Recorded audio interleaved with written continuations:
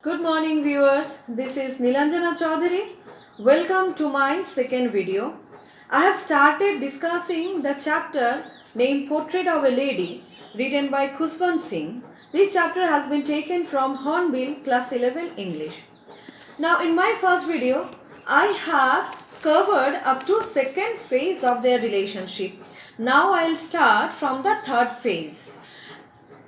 Till second phase, you have come to know that grandmother and grandson, both of them, they were living at the village. That marked the first phase of their relationship, and then they shifted to the city to live with author's parents, and he considered this one to be the turning point in their relationship. Now let me read the paragraph here.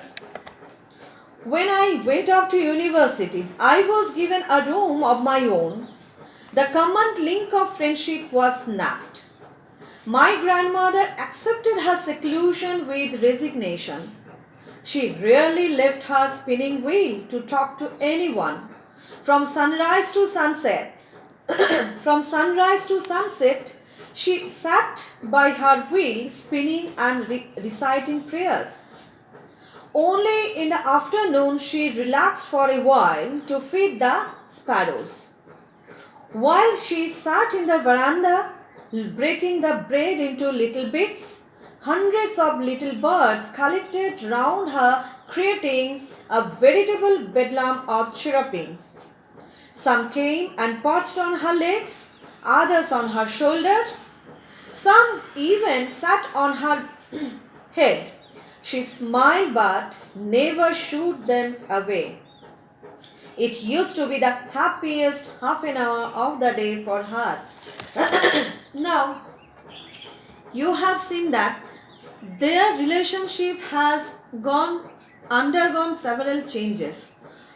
While in village, dawn to dusk, they used to be together, spending the time together, sharing so many things. They had a common link, that means common topics to share, because God's in scriptures, and she used to accompany him to schools and etc. etc. After he is finished, he is done with the school lessons and etc. Both of them, they used to walk back home. Next, in city school, whenever he got admitted, now they get less time to share with each other, and the common topic they can share, they don't have any common topic to share with each other, because whatever he learns over there at school, the content of his knowledge, she doesn't understand. On the other hand, she even disapproves the kind of music he learns. Now, in this phase, third phase, when he got admitted to university, he was given separate room to live. So, and he says that the common link of friendship was snapped. That means broken. Whatever the little, time they were to share with each other in form of sharing same room, that also has been taken away. He has been given different room. So he feels that common link also has been broken. Snap, that means broken here. My grandmother accepted her seclusion with resignation. She now rarely talk, she now is not able to talk to him and communicate with him. She has accepted her seclusion. Seclusion here means loneliness. Seclusion here means getting separated from her beloved grandchild. And resignation, that means silent acceptance of. She did not utter any word. She did not say anything, even if she is unhappy. Even if she was unhappy, and but she knew that these are the changes for the betterment of her beloved grandson only. That is why she kept mum. She did not want to pose any problem for him. Accepted her seclusion with resignation. She has silently accepted that separation, being separated from her grandson. Now, she has accepted all without being sentimental, without creating any fuss over, because she loved her grandson. That is why. Now, what does it mean? This phrase, a veritable bedlam of chirruping. This refers to the noise and chaos made by and created by the sparrows over there. You people know that now she has evolved her own way to spend the time in a day. Earlier, she used to be much preoccupied, always occupied. Her time used to be occupied with, taking care of her grandson. In city school, obviously, it has got lessened, and now they don't have any time, no time to share with each other. So she used to spend her time. She has evolved several ways. How she spins wheel every time she recites prayer, telling bits of rosary, that means reciting prayers. Earlier, you must have seen your grandparents. They take one kind of garland, of beads. There are beads and they count the beads and they pray to God. So this is the way, telling beads of rosary, that means praying to God. Now spinning wheel, reciting prayers, and half an hour, which is the real pastime in her life nowadays. Half an hour in the afternoon she spends feeding sparrows. She enjoys much. Now a veritable bedlam of chirruping, chirrup, that means repeated short high-pitched sound. The sounds made by the sparrows over there. So these are the way, she spends the time now, and she kept mom silently. She has accepted everything without showing any sentiment to it. Next paragraph. When I decided to go abroad with further studies, I was sure my grandmother would be upset. My grandmother would be upset. I would be away for 5 years, and at that age one could never tell. What do you mean by one could never tell? That means he feared. Now he is to go to abroad for his further studies to earn a degree. And at that point of time, he feared that, he anticipated whether upon coming back he would be able to meet his grandmother, in person, whether she would be alive. But my grandmother could. Grandmother was sure about, she is not, nothing to happen with her till he returns back. And at the, she was not even sentimental. She came to leave me at the railway station but did not talk or show any emotion. Her lips moved in prayer, her mind was lost in prayer, her fingers were busy telling the beads of her rosary. Silently she kissed my forehead. And when I left, I cherished the moist imprint as perhaps the last sign of physical contact between us. Now, at that age, also she was there to send him off. She came to the railway station to send her beloved grandson off whenever she was leaving the country to go to abroad for his further studies. That shows, how she was strong. That shows something, that means whenever she was not even sentimental. This line shows how she was mentally also strong. Restraining, being able to restrain someone's emotion, not being very sentimental about, in spite of if you love the person, that marks mental strength. So she was mentally strong as well. She could not say, she did not say anything. She did not show her emotion. But still love was there. One question I asked you people, whether do you think that these changes, whatever their relationship undergone, these changes marks any difference that created engulfing gulf, that means in between them? Obviously no. Why? Because she still loves her grandson. That is why at that age she was there at the station to send him off. Next paragraph. But that was not so. After 5 years, I came back home and was met by her at the station. This time also she was there. See, in introductory paragraphs, he told she could never be old. She is already old, so terribly old. And so many days passed. 5 years passed now after he went there to abroad and he came back. She looked the same.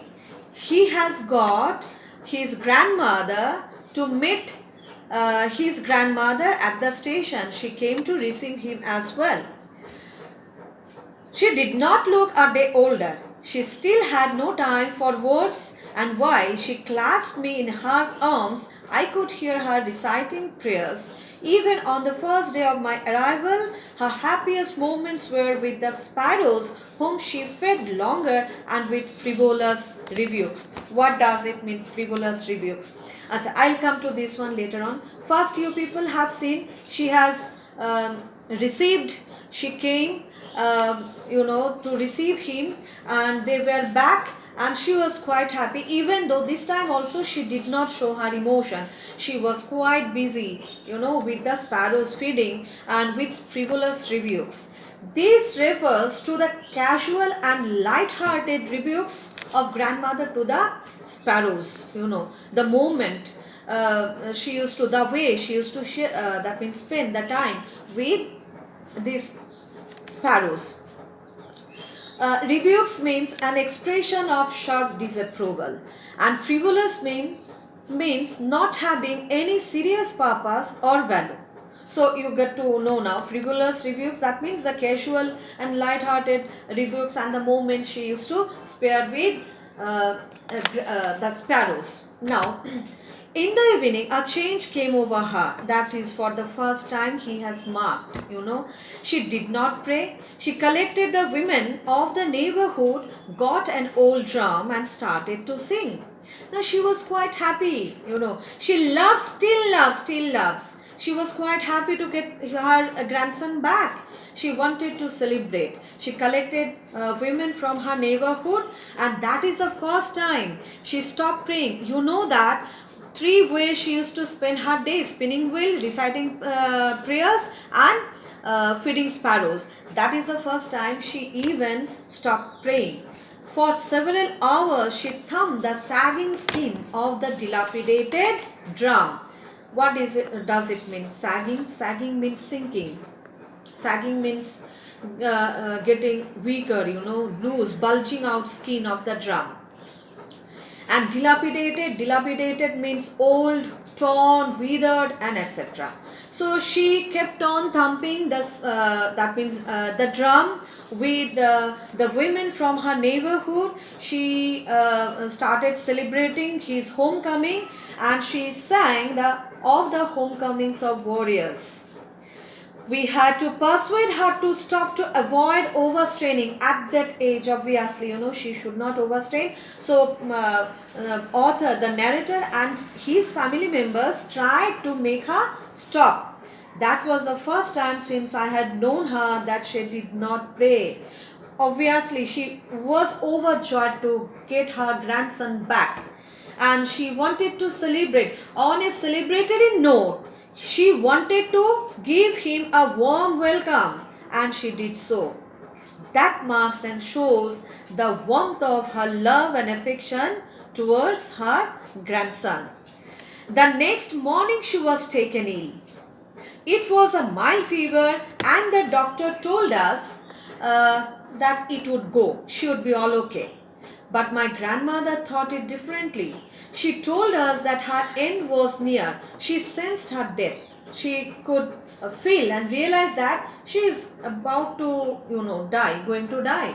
She said that since only a few hours before the close of the last chapter of her life, she had omitted to pray, she was not going to waste any more time talking to us. You remember that certain thing, unusual thing happened and taken place, She stopped praying. Why? Because she wanted to welcome her grandchild on a celebratory note by singing songs and etc. Singing songs of homecoming of warriors. And this time she once again started praying. Doctor told she would be okay, but she thought it differently. She told, okay, her end was near. We protested, but she ignored our protests. She lay peacefully in bed, praying and telling her beads Even before we could suspect, her lips stopped moving and the rosary fell from her lifeless fingers. She died. A peaceful pallor spread on her face, and we knew that she was dead. Her face got pale, and once the rosary fell from her hand, that marked that she was no more. Last paragraph. I like to read this paragraph the most, and I feel touched. Once you also just hear me. We lifted her off the bed and, as is customary, laid her on the ground and covered her with a red shroud. After a few hours of the morning, we left her alone to make arrangements for her funeral. In the evening, we went to her room with a crude stretcher to take her to be cremated. The sun was setting and had lit her room and veranda with a blaze of golden light. We stopped halfway in the courtyard, all over the veranda and in her room, right up to where she lay dead and stiff, wrapped in the red shroud. Thousands of sparrows had scattered on the floor. There was no chirruping. We felt sorry for the birds, and my mother fetched some bread for them. She broke it into little crumbs, the way my grandmother used to, and threw it to them. The sparrows took no notice of the bread. When we carried my grandmother's corpse off, they flew away quietly. Next morning, the sweeper swept the breadcrumbs into the dustbin. Don't you feel touched? Why? The way sparrows behave. Sparrows, so-called insignificant creature we consider, they came, sat scattered around the corpse, and they mourned her death. Author's mother spread the little breadcrumbs to them. They did not pick any, a single one. They mourned and they left. Whenever this is the end actually of this discussion. After you read this one, I feel to sit silently and yes, of course, think about that. This is so, I'm so touched by the behavior of these sparrows. See, this is the way someone sets up the connection in between. Obviously, human to human, that's okay, but human to other species as well. Of this flora and fauna. This is the connection. You have seen the connection in between human to human, the grandson and the grandmother, and you have seen how closely they have a close bond in between them, even though their relationship has gone through several changes, undergone several changes, but that changes has not that means snapped the bond, whatever that means deep bond, deep feeling they had, they used to feel for each other, obviously. Now let me go through a vocabulary part. Obviously, while discussing this one, I have gone through discussing the text, I have gone through. Now let me list all those words whatever we have got. First, I remember I have got hobble. One word is hobble. Hobble meaning, walking with difficulty. In the paragraph, whenever the writer has described his grandmother, hobble means walking with difficulty. One word in first phase, second phase we have got is lewd, L-E-W-D, meaning indecent. Next one is, suppose dilapidated drum, dilapidated, torn and old, drum, sagging, that means bulging out skin, getting weaker, sinking skin.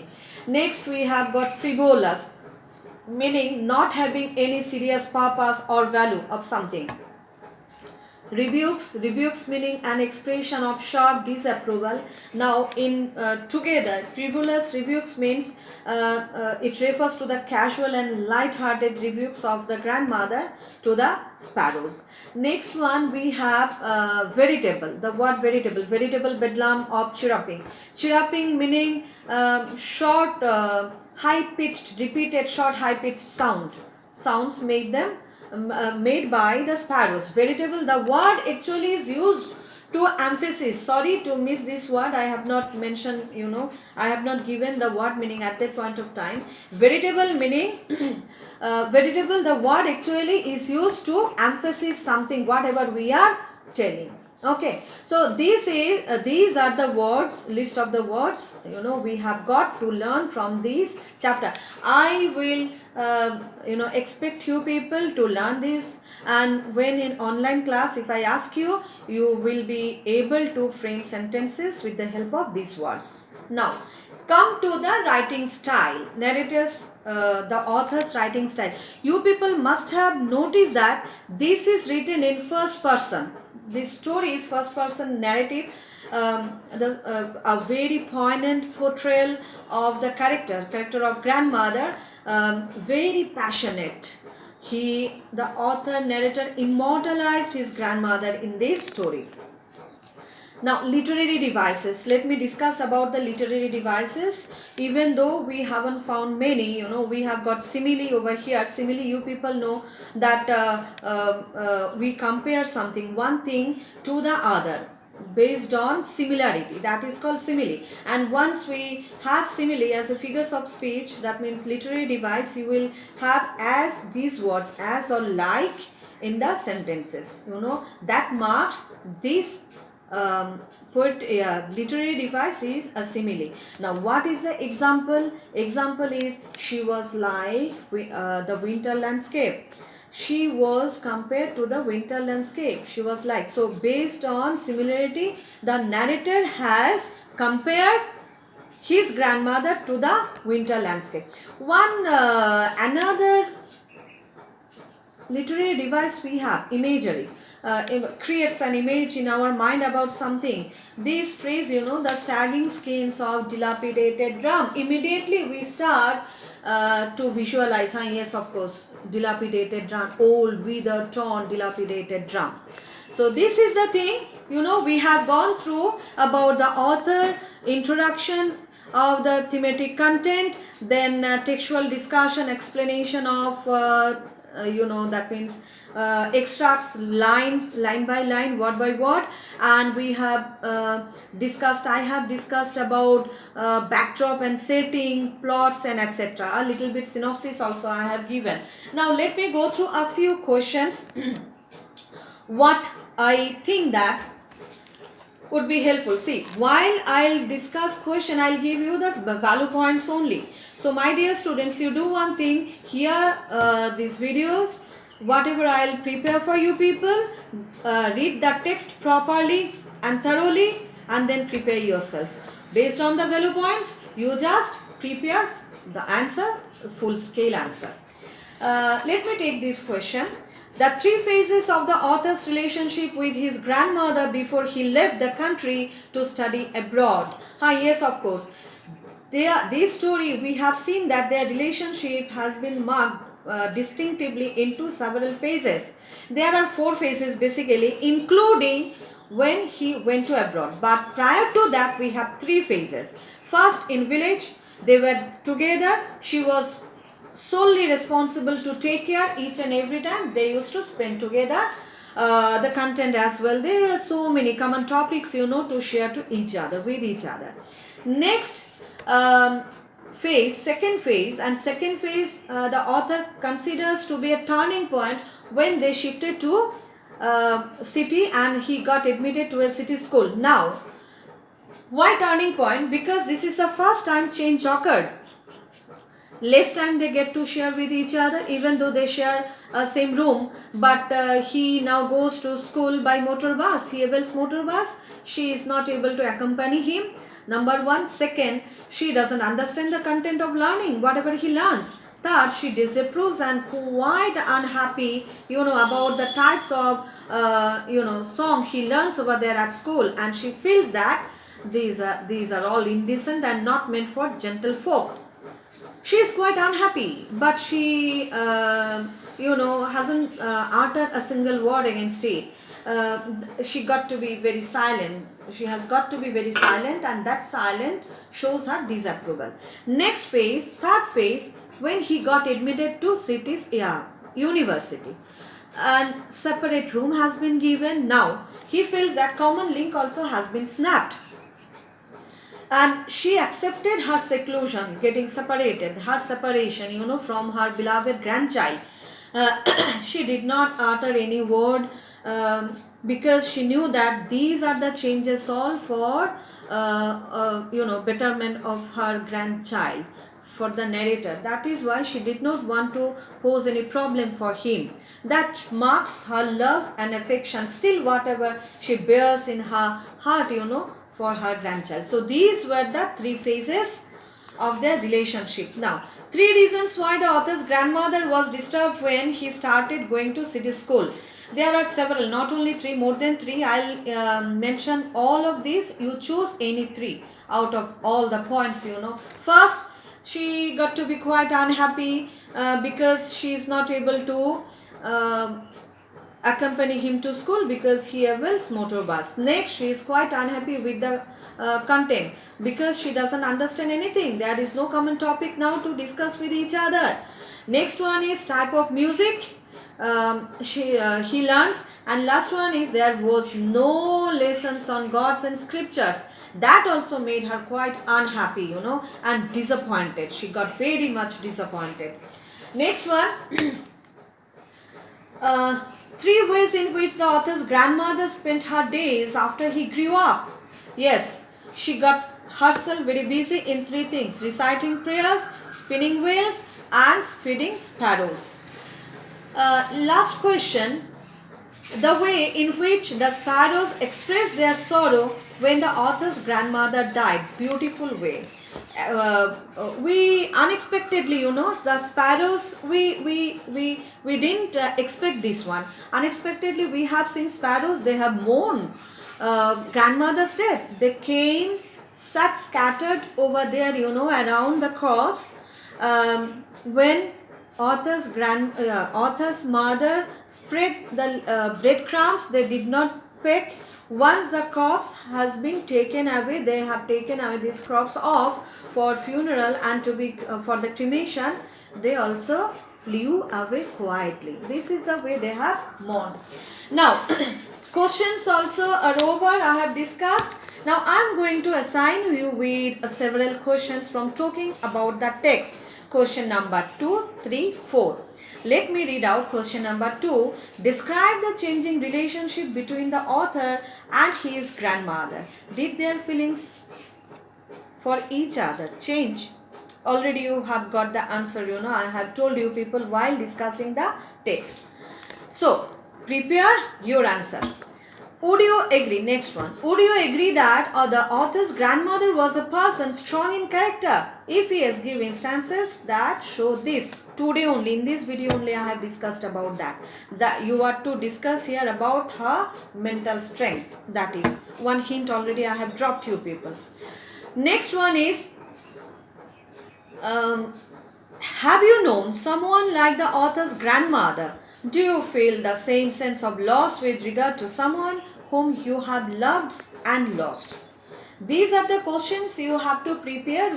I'll ask you and you have to respond in class. And one another question I give you, the word tell. It is used in a different way in this text, a various way. Now you are to find out all the uses of tell, list all those up with their meanings, right? So these you are to prepare, and you have got your assignment also. So I end my video here. See you in my next video. Till then, stay safe, stay secure. Bye.